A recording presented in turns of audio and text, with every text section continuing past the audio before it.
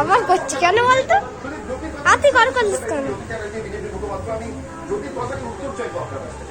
না না, আমি বলছি তৃণমূল কংগ্রেস তো 3 ঘন্টার মধ্যে ব্যবস্থা নিয়েছে। বিজেপি তিনি রাস্তায় যেভাবে মহিলাদের সম্মান জানাচ্ছিলেন সেই ভিডিও সামনে এসছে, সারা ভারতবর্ষ দেখেছে। বিজেপি ব্যবস্থা নেয়নি।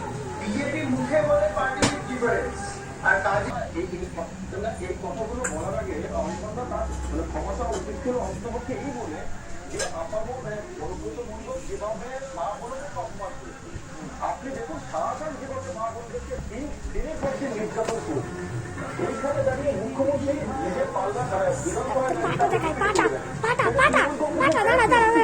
তারা মা বোনদেরকে সম্মান করে না, বরঞ্চ মা বোনদের করে জুলুম করে অত্যাচার করে। এবং এটা তো পরিষ্কার